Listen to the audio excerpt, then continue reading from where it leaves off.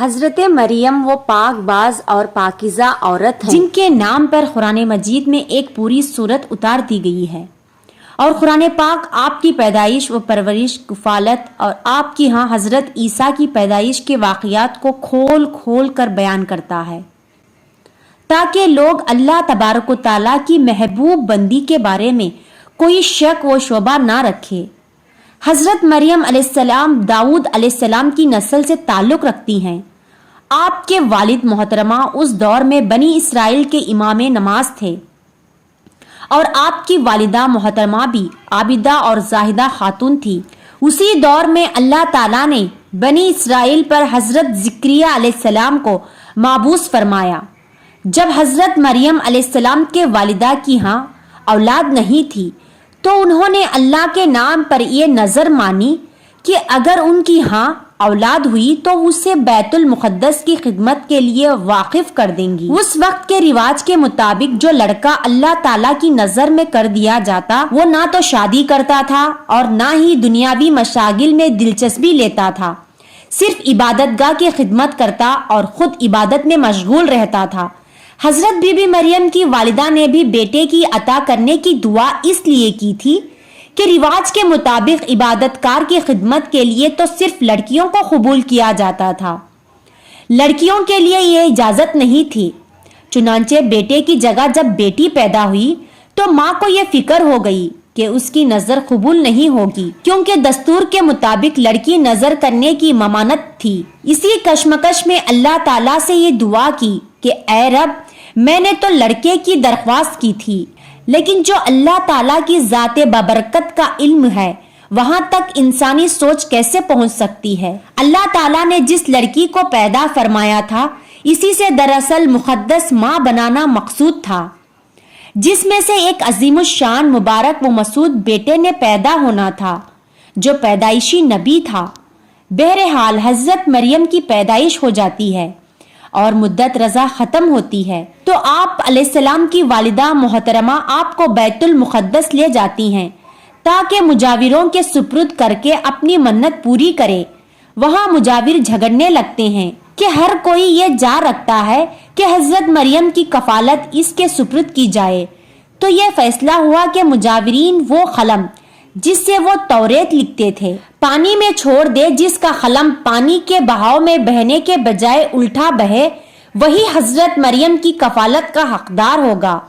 اس مقابلے میں حضرت زکریا بھی شامل تھے۔ ان کے قلم کو اللہ تعالیٰ نے پانی میں بہاؤ کے الٹی طرف بہایا اور ان کی پرورش کے حقدار ہو گئے، اور بی بی مریم کو اللہ تعالیٰ کی منشا کے مطابق حضرت زکریا کی کفالت میں دے دیا گیا۔ حضرت زکریا کی بیوی حضرت مریم کی خالہ لگتی تھی، اسی لیے ان سے بڑھ کر ان کی پرورش اور کون کر سکتا تھا۔ اسی طرح حضرت مریم بیت المقدس میں رہائش اور پذیر ہو گئی۔ آپ کے لیے ایک کمرہ مخصوص کر دیا گیا جہاں حضرت زکریا کے علاوہ اور کوئی نہیں جا سکتا تھا۔ آپ دن رات اللہ تعالیٰ کی عبادت میں مشغول رہتی تھی۔ جب بھی حضرت زکریا آپ کے پاس آتے تو وہ حیران ہوتے، کیونکہ آپ کے پاس بے موسم پھل موجود ہوتے تھے۔ گرمیوں کے پھل سردیوں کے موسم میں، سردیوں کے پھل گرمیوں کے موسم میں آپ کے حجرے میں موجود ہوتے تھے۔ حضرت زکریا کی حیرت تھی اور حضرت مریم سے پوچھا کہ یہ پھل کہاں سے آتے ہیں، کون دے کر جاتا ہے؟ حضرت مریم آپ پر سکون ہو کر فرماتی ہیں کہ اللہ کے پاس سے۔ حضرت زکریا نے اللہ تبارک و تعالیٰ سے وارث کے لیے دعا فرمائی۔ آپ کی بیوی کی بانجھ ہونے کے باوجود معجزہ خداوندی سے آپ کی حضرت یحییٰ کی ولادت ہوئی۔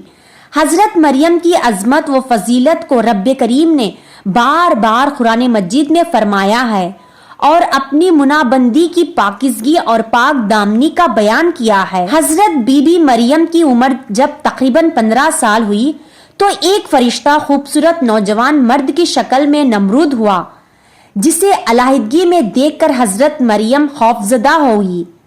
وہ اپنی عصمت کی حفاظت کے لیے فکر مند ہو گئی، تاکہ فرشتے کے چہرے پر تقویٰ کے آثار نمایاں تھے۔ تاہم بی بی مریم نے اپنی عصمت کی حفاظت کے لیے خود کو اللہ کی پناہ بھی دے دیا۔ یہ ایک عفت اور پاک بازی کا ایک طرح کا امتحان تھا جو اللہ کی خاص بندوں پر اکثر ہوتا ہے۔ آپ نے اس شخص سے کہا کہ وہ وہاں سے چلا جائے۔ ان کی پریشانی دیکھ کر نوجوان نے کہا کہ گھبرانے کی ضرورت نہیں، میں انسان نہیں ہوں، اللہ تعالیٰ کی طرف سے بھیجا ہوا ایک فرشتہ ہوں۔ آنے کی وجہ بتاتے ہوئے فرشتے نے کہا کہ آپ کو ایک پاکیزہ اور مبارکہ و مسعود بچے کی ولادت کی خوشخبری دینے آیا ہوں۔ حضرت مریم کو انتہائی تعجب ہوا۔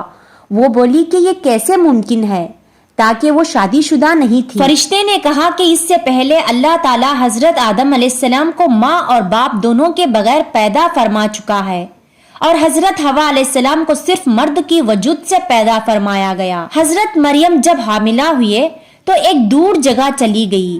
اس بارے میں کئی بزرگوں نے ذکر کیا ہے کہ جب آپ کا حمل ظاہر ہوا تو سب سے پہلے بنی اسرائیل کے عابد اور زاہد شخص وہاب بن منبہ، جو آپ کے خالہ دادا بھائی تھے، انتہائی تعجب میں پوچھا کہ اے مریم، کیا بیج کے بغیر کھیتی اگ سکتی ہے؟ فرمایا جی ہاں، بتاؤ کس نے پہلی مرتبہ کھیتی کو پیدا کیا؟ پھر پوچھا کہ کیا بغیر مرد کے اولاد ہو سکتی ہے؟ فرمایا جی ہاں، بتاؤ کس نے پہلی مرتبہ کھیتی کو پیدا کیا؟ پھر پوچھا کہ کیا بغیر مرد کے اولاد ہو سکتی ہے؟ فرمایا کہ جی ہاں، اللہ تعالیٰ نے حضرت آدم کو بغیر ماں باپ کے پیدا فرمایا۔ پھر کہا کہ اچھا اپنی خبر دو۔ حضرت مریم نے فرمایا کہ اللہ تعالیٰ نے مجھے خوشخبری دی ہے اپنی طرف سے ایک نشانی، جس کا نام مسیح عیسیٰ ابن مریم ہوگا، اور آخرت میں صاحب مرتبہ ہوگا، اور لوگوں سے بچپن اور بڑھاپے میں کلام کرے گا۔ محمد بن اسحاق فرماتے ہیں کہ جب حضرت مریم کے حاملہ ہونے کی خبر بنی اسرائیل میں عام ہو گئی تو بہت سے افراد نے حضرت زکریا کے گھر آنا جانا بند کر دیا اور آپ پر الزامات اور بہتان لگانے لگے۔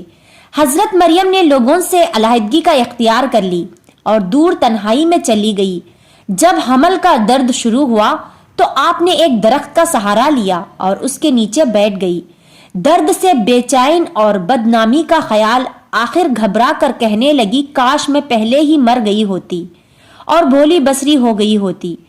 سرو سامانی کے اس مشکل وقت میں اللہ تعالیٰ نے حضرت مریم کے قدموں کے قریب ایک نہر جاری کر دی اور کہا کہ پانی پیو اور کھجور کھاؤ تاکہ جسم کو قوت پہنچے، اور پھر اپنی اولاد کو دیکھ کر آنکھوں کا ٹھنڈک پہنچا۔ اسلام آنے سے پہلے بولنے کا روزہ رکھنا عبادت میں داخل ہوتا تھا، یعنی صبح سے رات تک کسی سے بات نہ کرتے۔ بعد میں یہ حکم منسوخ ہو گیا۔ حضرت مریم کی پریشانی کو دور کرنے کے لیے کہا گیا تھا کہ تم سے کوئی شخص اس بچے کے بارے میں پوچھے تو اشارے سے کہہ دینا کہ میں نے چپکے روزہ رکھا ہے۔ جب حضرت مریم کو کچھ تسلی ہوئی اور حضرت عیسیٰ علیہ السلام پیدا ہوئے، پھر آپ اپنے بیٹے کو لے کر قوم کے پاس لے آئے۔ قوم کے لوگوں نے آپ کے گود میں بچہ دیکھ کر غضبناک ہو گئے اور آپ کی عبادت گزار اور پاکیزہ خاندان کا حوالہ دیتے ہوئے آپ سے بدگمان ہوئے اور الزام لگانا شروع کر دیا۔